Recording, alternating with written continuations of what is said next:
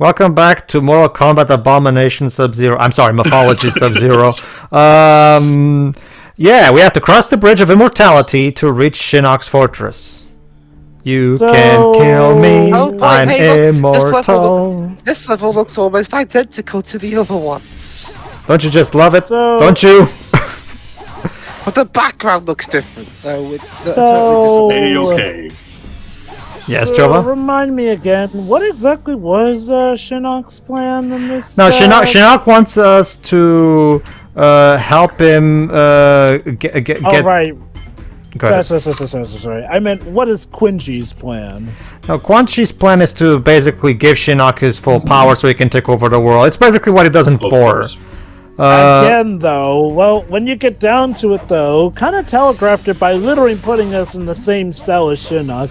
And again, once again, Sub-Zero literally is just doing whatever people tell him to, even if it conflicts with directives. Like, Raiden is like, go fix this. Shinnok is like, help me out here, which will also help Quan-Chi, which will probably contradict the reason you came here. Let me put it this way, Jova. This game is kind of the Shadow the Hedgehog of the Mortal Kombat series, like where just like Shadow, Sub-Zero is everybody's delivery boy, basically. Okay.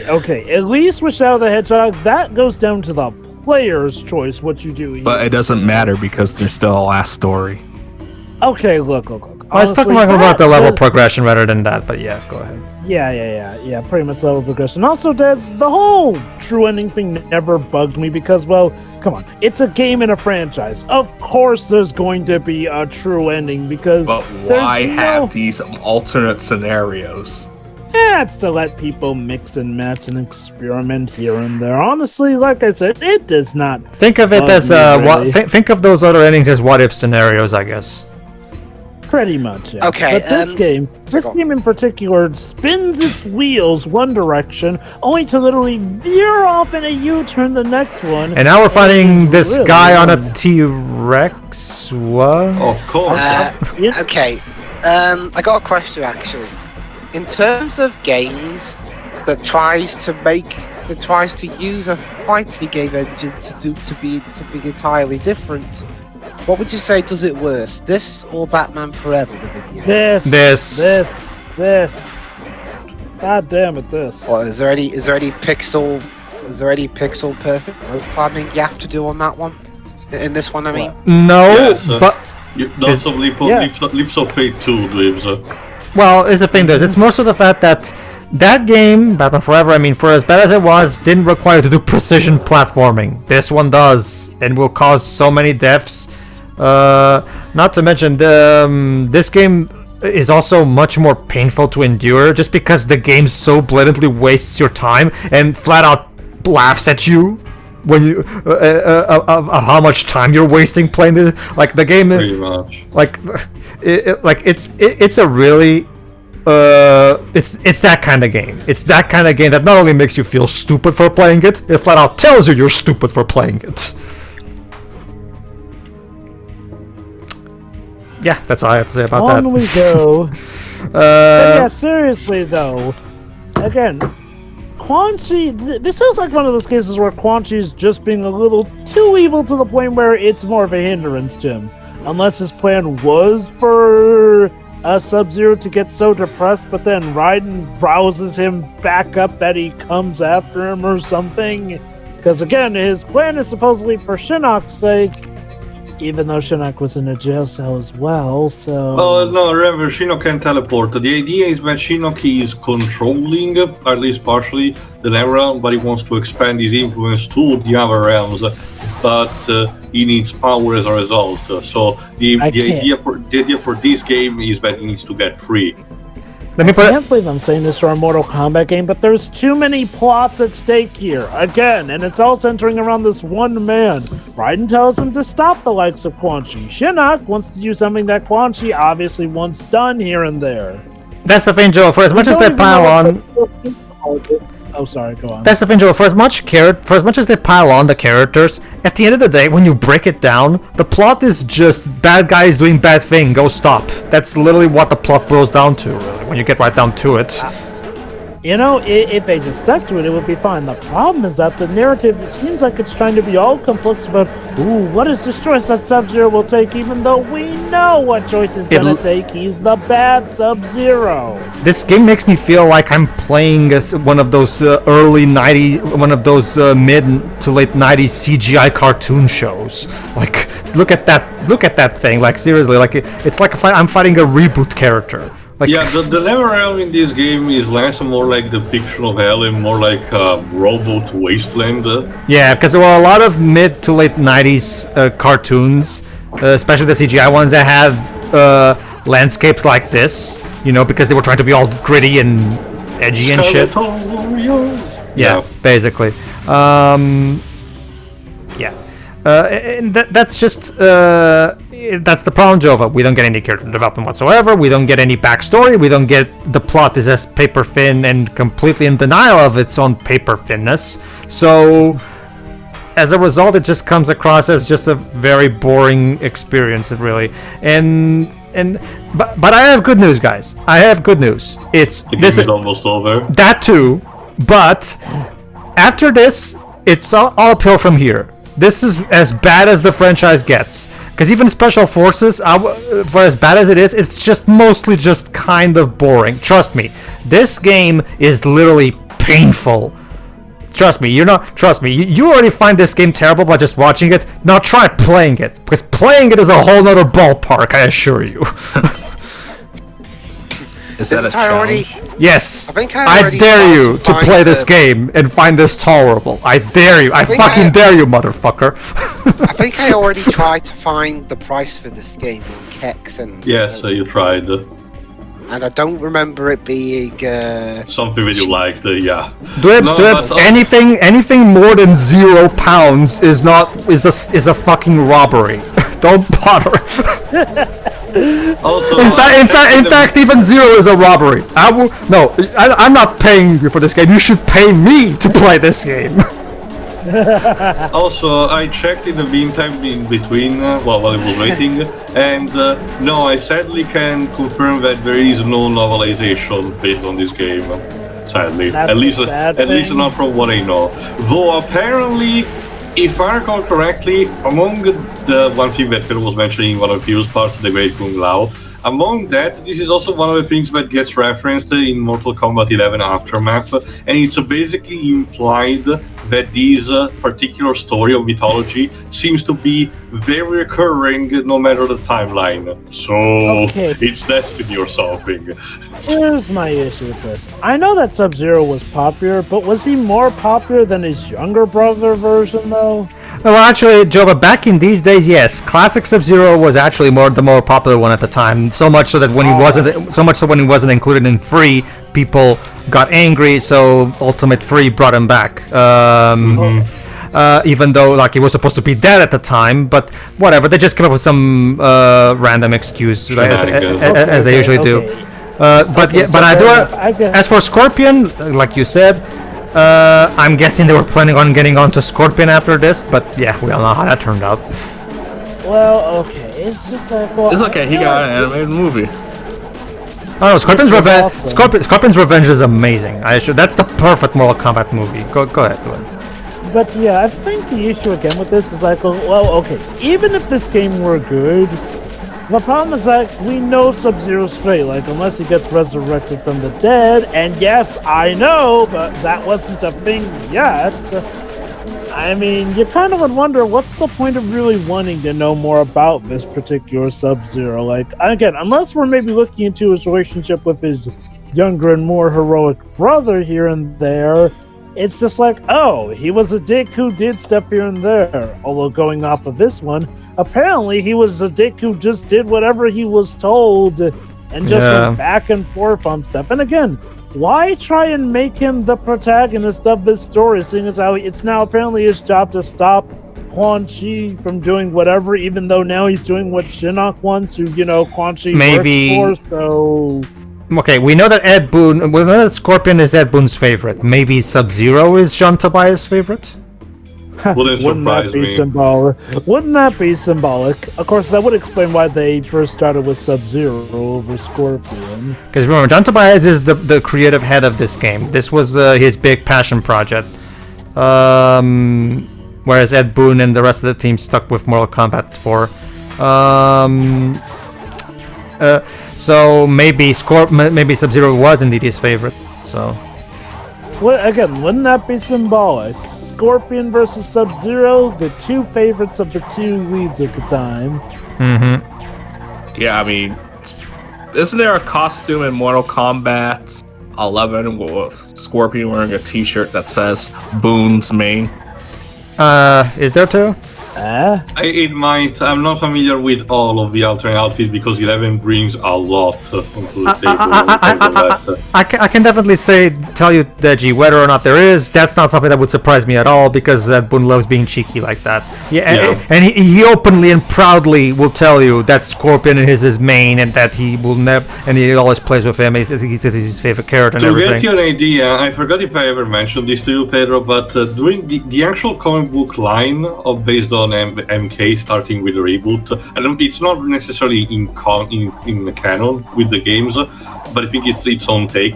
But get this, during the one that was essentially leading into the events of MKX, the comic kind of made a point of trying to hype up the bringing back of Suhao, which, if you don't know, it's a character that's one of the most hated of the fan base, for a good reason. Found it.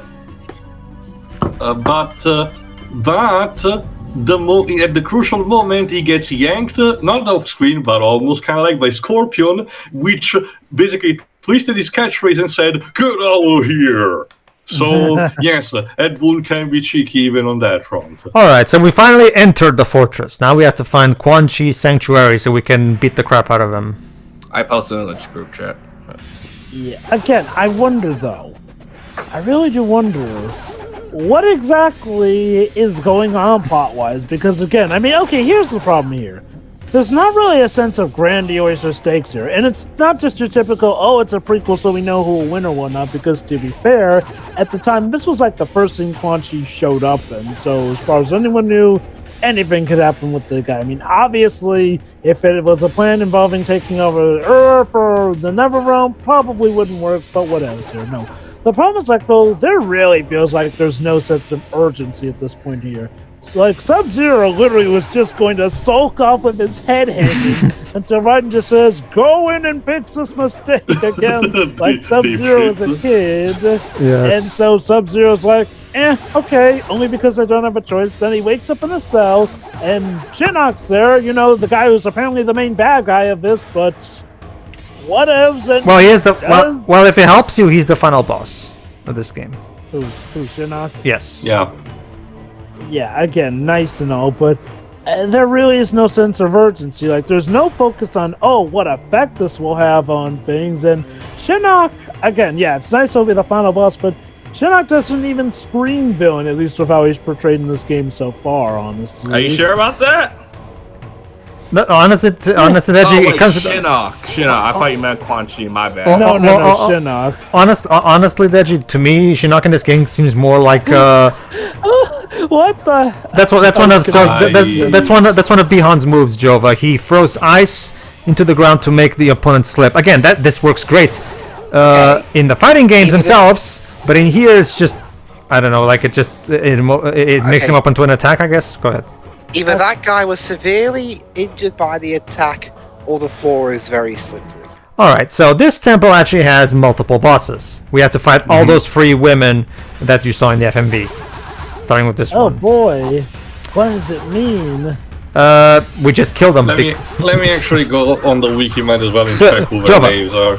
Jova, when it comes to the whole stakes urgency thing you were talking about and what does it mean, that's the thing, Jova. I've already told you what are the stakes and urgency. Quan-Chi and Shinnok are bad. Go kill. There you go. There's your stakes and urgency. Again, never mind the fact that you've been working for Quan-Chi this whole time, dingus. Well, John Tobias didn't think this through. Quan-Chi gets to be playable in a Mortal Kombat game. John Tobias didn't think this through, Jova. That's all I can tell you. Also, that other not well received spin-off. Was that an Ed Boon one? You mean Special Forces? No. That's the one spin-off that Ed Boon will flat out tell you he absolutely hates as well. He specifically, like every time someone mentions Special Forces, he immediately makes it clear that I didn't work on that, and that one was really bad, so please ignore it. Alright, the person we just killed, it was called Sarina. The other two, if I recall correctly, are well. Okay, now let me tell all the three of them. Sarina, Kia, and Jataka, basically. Yeah. I guess you could link those in the chat here. So, what's the significance of these characters? They're servants of Quan-Chi. And that's it. The game doesn't explain a goddamn thing about them aside from that. So basically, they're Quan-Chi's angels. They're going to They're going to later, by the end, try to give a crap about Selena by establishing that she secretly wants to leave Quan-Chi and have a better life. But it's so completely rushed and comes out of nowhere, and then she dies immediately. Yeah, spoiler: Selena dies. Who cares? Considering how the most ways we deal with bosses are indeed killing them, yeah, I would not be surprised if she just. Doesn't she? Yeah, if you recall correctly, Selena also shows up in Armageddon. Oh, she does? Yeah, I think will be the new redesign. I forgot, to be honest. I'll have to go back and look at that. I don't remember that. It's probably in a way that you don't even need to play this game to get what her deal is. No, you don't need to play this game, period, Jova. Story, in terms of story, this game is nothing but a big ball of nothing, really. And yet,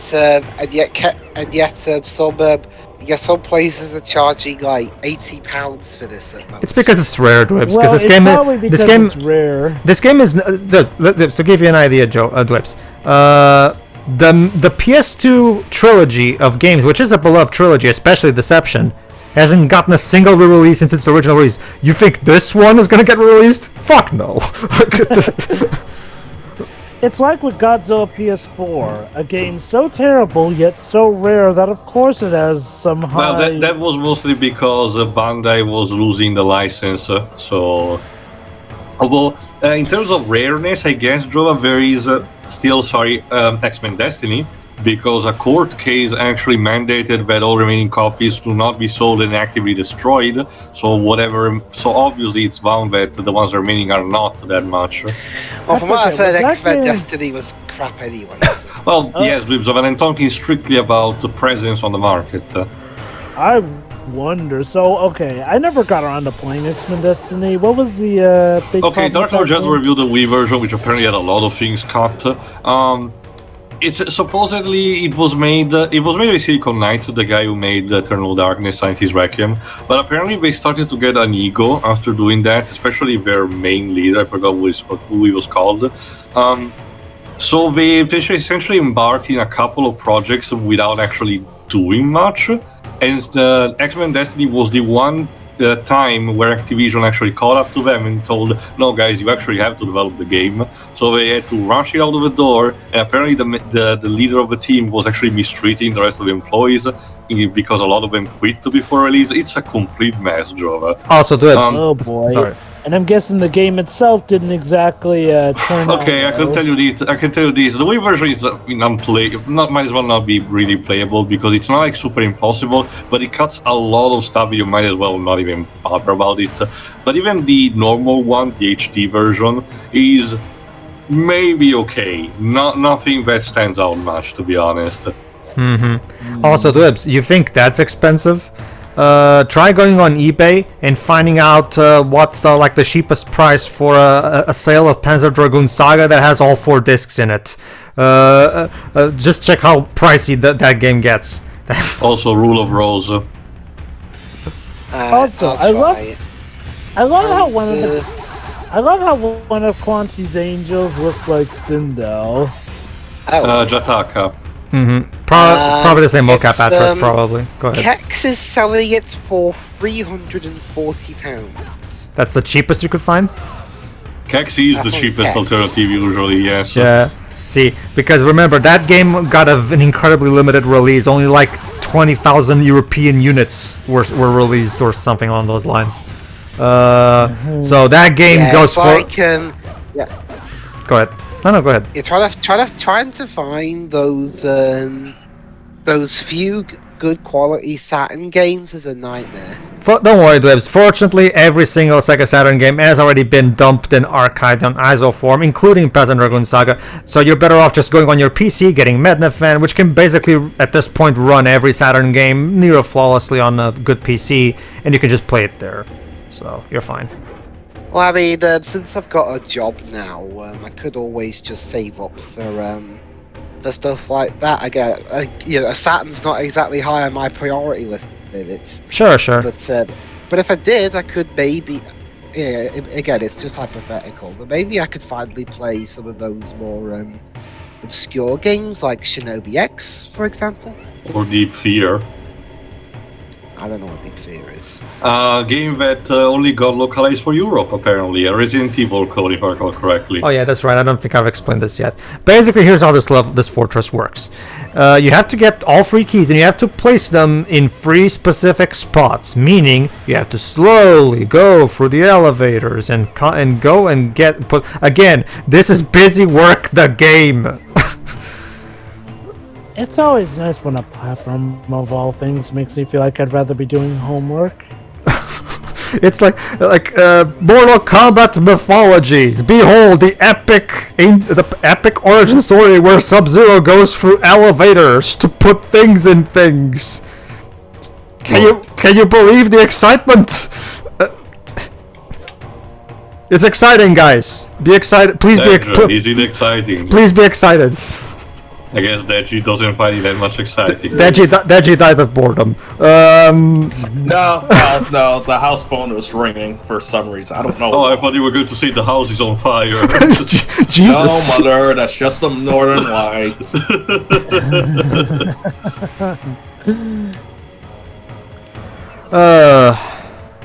Again, it's okay. This is the bottom of the barrel. After this, it's nothing but uphill. It's all uphill from here. There's also the other fact that I think this game would have benefited if we had a way to hear Sub-Zero's internal thoughts about all of this. That would have potentially helped, even if he could have potentially done much on that front. I don't know. It's more so the fact that, okay, John Tobias wanted to make a prequel starring Sub-Zero, but he didn't actually come up with an actual story that was worth telling. Or at the very least, tell us information that would actually be cool. Instead, we don't learn anything except for shit we already know. Again, aside from having a giant commercial for MK4. That's basically what this is. Like, you'd think you have all these resources, you have actors, you're shooting live action sequences. John Tobias is, of course, the guy who came up with the base lore and storyline and character designs for the first 3 Mortal Kombat games. You'd think he would be able to at the very least come up with an entertaining story, not necessarily good, but at the very least entertaining. But no, this is so boring. This makes the story well, actually, no, especially like this. I will say, I guess I will put it this way. Even though it's technically a better game, I guess I will at the very least give it that there's at the very least more story in this game than in Special Forces, because Special Forces, like, if you can even call that a story, Jax punches a bunch of people. The end. That's basically it. Yes, there's the Black Dragon killed his friends, and he goes and takes revenge. And the only cutscenes in the game that you have between the intro and the ending are occasional Metal Gear style codec calls between Jax and this woman called Gemini that we don't know who the hell it is.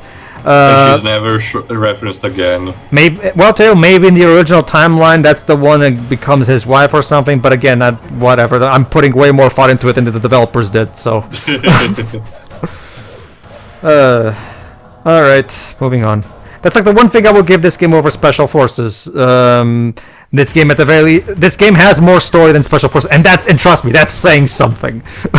That being said, this is still a worse game because it's far more painful to actually play. Ugh. Like seriously, this is the kind. This is the kind of game where when it's over, your reaction is just, oh, thank God it's over. Oh, But what about all the new characters we got out of this venture? well, the only one that will show up later is this one that we're fighting right now. He has a cameo in 10, and apparently being in Armageddon for some reason. So. Hey, there's also Quan-Chi. Wasn't and everyone in Shinnok. Armageddon?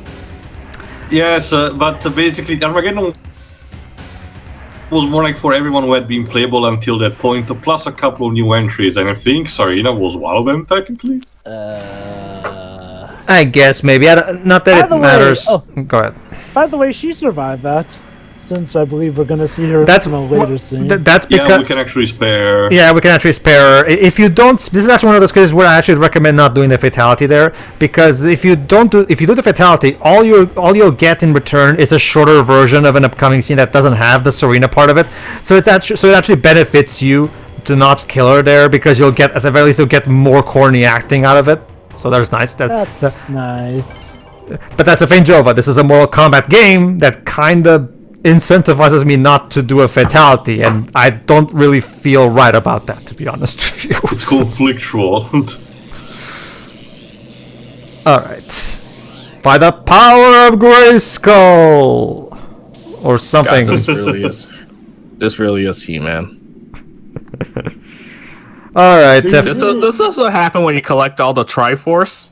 alright, here we go. Okay. Maybe in the Zelda Damn, cartoon. this He-Man reboot looks Wake terrible. up, Quan-Chi. We're rolling this. We're rolling camera. We're filming. If you're looking for the amulet, you can find it at the pyramid's apex. Oh, Richard. Don't you realize why Raiden sent you? The Netherrealm is a place He would still, by the way, he would still be involved in exist here. mocap for Baraka in the PS2 era, for the record. So Richard DeVizis did stick around for a. He's probably the one that stuck around the most of the time since MK1 all the way to the end of the PS2 trilogy. Never, sorcerer. Then, so it shall be. Ninja. Sub-Zero looks like he has a fucking metal stick up his instead of his spine. Like he's constantly in this over. Like seriously, it's like, can't you bend, Sub-Zero? Like, Is that the reason why he's so fixated on his fatality of pulling the spine out of his opponents? He wants to find a proper one. oh, so it's like Dr. Cadaver from King's Quest 7 then. Kinda. Okay, I know so it's like, this is. Again, the bosses are the best part, you know why? Because we're fighting, you know, in this fighting engine. What a novel concept. amazing. You know, this is interesting. Maybe they should make a fighting game. Yeah, out of this. you know, I think it has potential, yeah. maybe we should add some fatal maneuvers, call them fatalities or whatnot. Yeah, that would never Wait, catch no, on. Hold on. Let's give Sub-Zero a yellow rival. Oh, there you go. That'll never work. She actually there you go. That's another reason for you to spare her. Yeah. She actually helps you in the boss battle and everything. So, And She- she What? literally blew up. listen here. This is the closest she has to Yeah. a character arc. Immortal. That means you can escape the Netherrealm. There won't be anywhere to go if I don't get the amulet back. Take me with you. I've waited an eternity to escape. You don't understand. I can't leave without you. Boop. And she's dead. Look at Shinnok. Look at Shinnok's face. He's like,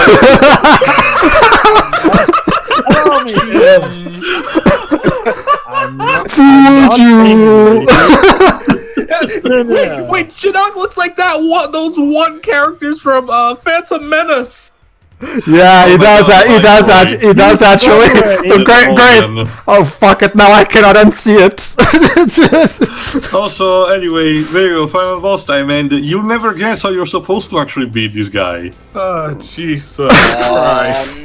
Make him run into his own throne and then he dies. You wish. You can't actually damage him for right now. He has so his when it's he has his amulet. This is gonna become a running thing of Shinnok, where whenever he has his amulet, he's pretty much invincible.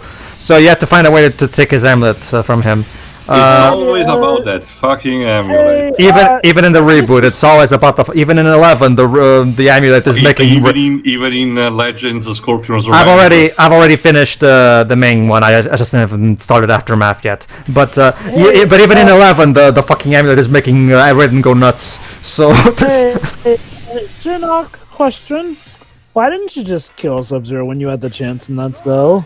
okay, so here's what you... I'm an idiot. Yeah, basically what we've said. So here's how the boss works. You have to freeze him, then you have to go to the teleporter and run all the way to his back so you can steal his amulet. Why don't you just put him in the middle? Because this game is stupid. No. I mean, Pedro, trap him in the middle so you can freeze him, and so you'll have more time to catch up. And when he transforms into this, Okay. you don't have to actually beat him. You can actually just run away. But If you beat him, you unlock bloopers. You actually unlock the blooper reel. In order to beat this guy, you have to be able to have unlocked a certain super move that I'm using right now. And you have to just do it over and over. Here's the problem. He keeps pushing you towards the portal. So basically that boss is incredibly hard to fight because you have a very tight time scale to do it. And remember, it comes out of nowhere, so you have no time to prepare or react. Hey, Raiden. Hey, I did it! Thank you, Sub-Zero. While you're at it, could you clean my bathroom? That's it? Not even a thank you? Thank yourself for undoing a problem that you created. I mean, he has a Okay, point, that's but a good right, then point. you could stop being a dick. To be fair, Sub-Zero's Well, a dick himself, Teo, he has the amulet on his hand. Maybe it's the amulet making him become a dick. Wouldn't surprise me. By the way, Shinnok and Quan-Chi will be back, so you accomplish dick pretty much, except Pretty for much. returning Yeah. the amulet. Pretty much. Gee, Jova, are you trying to imply that this game was nothing but a fucking waste of our time? Ho. Not only that, Serena apparently survived Shinnok's Alright, now attack. time for the epilogue that ties into the first game. Yep. Vowed to serve and obey the Lin Kuei. Welcome back, my warrior. I have a new Bend! At ease, Sub-Zero. Jesus. I would like you to meet the retainer. Oh my god, well, Shang they- Tsung looks terrible. His name is Shang Tsung. Bald. He doesn't look intimidating at all. It just looks like it looks Also, like I'm pretty sure he has a bald cap. he looks like he looks like the racist Chinese guy from Indigo Prophecy. And by the way, that's it. That's it. The game is over. You can go home now. That's it. You did Yes. not do a very good job, good sir. Just saying. Alright, so that was Mortal Kombat Mythologies Sub-Zero. What exactly did we accomplish today here? Hey, Pedro, I got a question. Do you think that they included Quan-Chi in Scorpion's Revenge to make it so that that's a better way to connect him than, well, this game? Potentially. Potentially, yeah. It's funny, considering how Quan-Chi sort of has more interaction with Scorpion than he does Sub-Zero in that movie. And I actually mean, gets defeated in a very awesome way. Alright, so final thoughts. Dwebs, what do you think of John Tobias's magnum opus, I guess? Not great. That's putting it lightly. I mean, the stories. For it being a mythology story, the story itself is almost non-existent. Yeah. It's just go beat this guy, done. Go get this. Go get this. Now get this for me, please. Yeah, I mean, there's very little there's very little here. The acting is terrible from everybody, even by no, excuse me, even by the standards of a 1997 video game. The gameplay itself seems to have learned nothing from Batman Forever, trying to repurpose a fighting game engine into being a platformer. nay, isn't the it's best even idea. worse.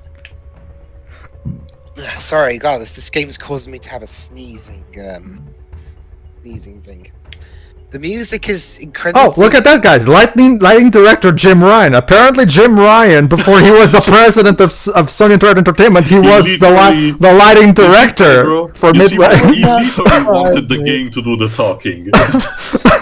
I guess. But anyway, as I was saying, what was I saying first before you guys mentioned? You were saying that that it was a brilliant idea to make a platformer using a fighting game engine. Sorry. Yeah, it's like I said, it's learned nothing from Batman Forever. The soundtrack is incredibly forgettable, which is bizarre considering the guy who made it. And I mean, even by PS1 standards, I mean, the game doesn't even look that good, even by PS1 standards. Yeah. Special thanks to Ed Boon. All right, we're about to get the bloopers, Dweebs. I'm sure. Yeah, overall, it sucks. All right, before we continue, Isabel Forden. Oh, Dan Forden's sister, I'm guessing. Bloopers.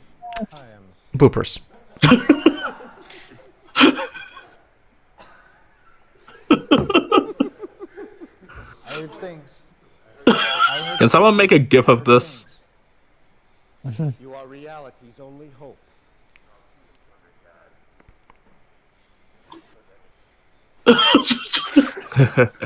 Guys, guys. The costume fell off. Guys, hurry up! My dad only let me have this garage for 30 minutes.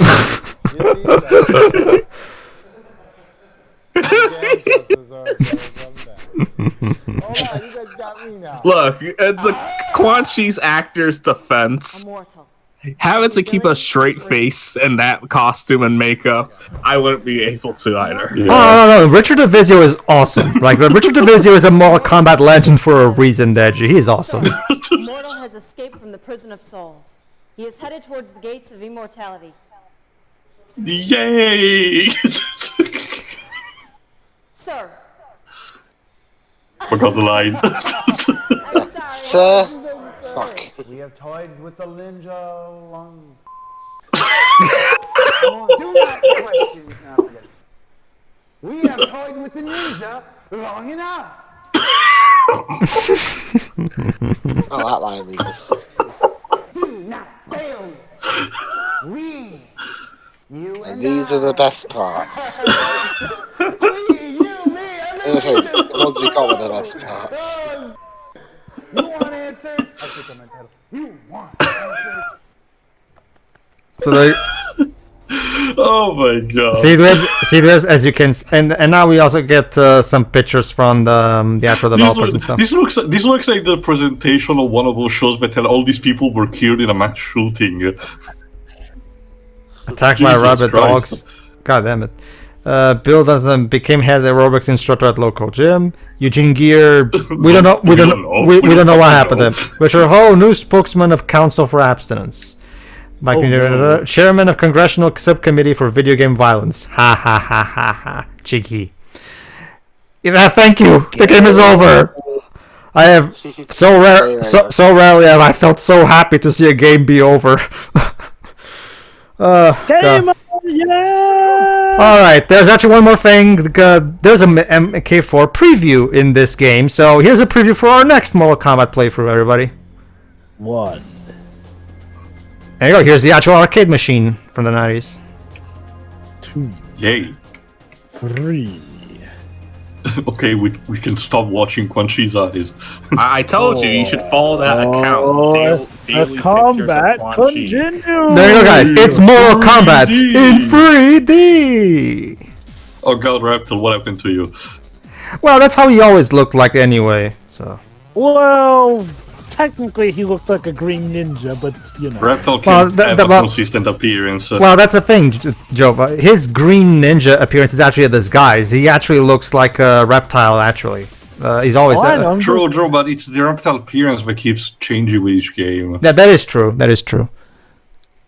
Spring '98. All right, here we go. All right, so before we finish up, there you go. There's the fatality. Again, it's the one from MK1. You already know how it is. Yep. But this changes the cutscene that you get when you get into the Netherrealm. Well, listen to this. This is the best line in the game. Yeah.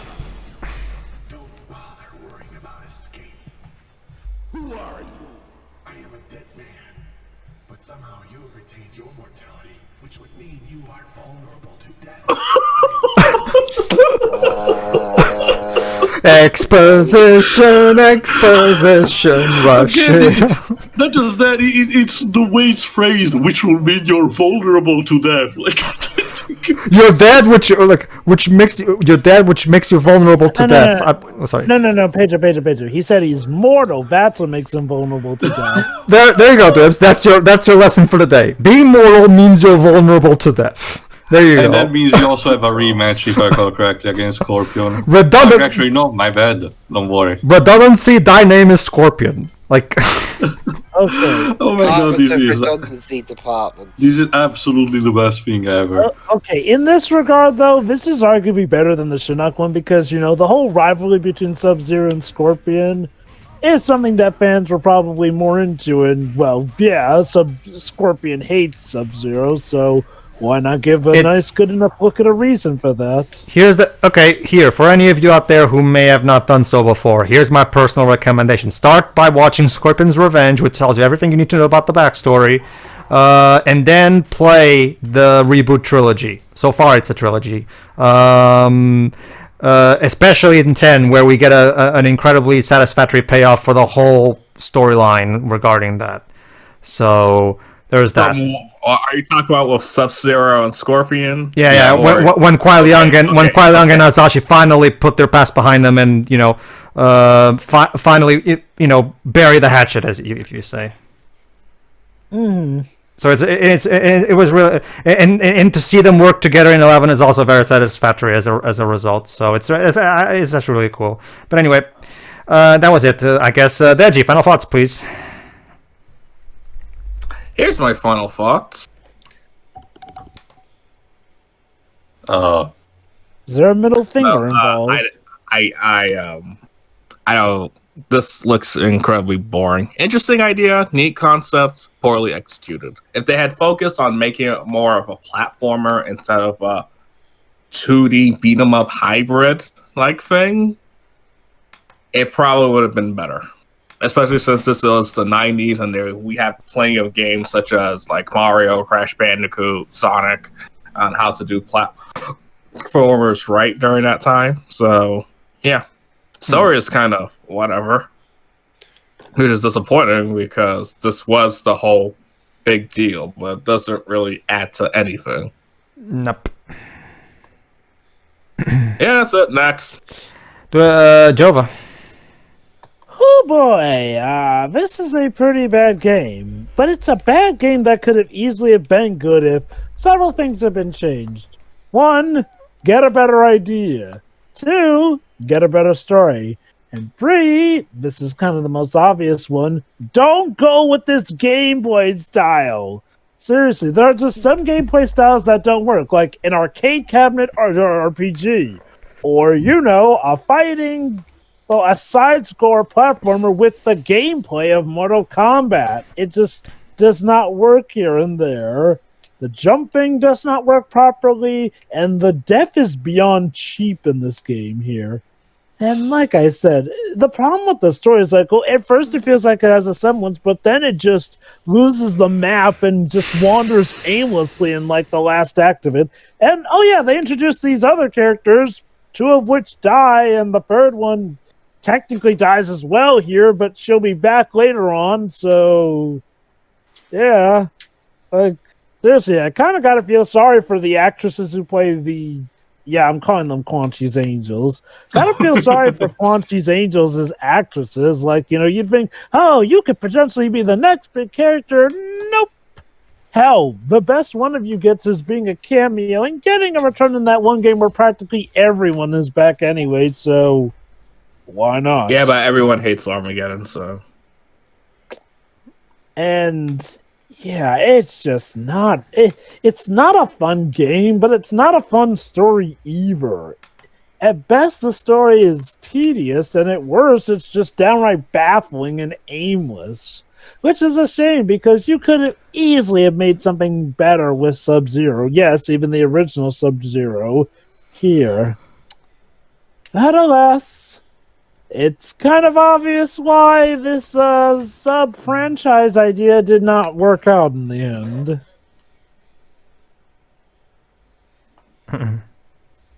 Is that it? Yep, that's it. Okay. Teo.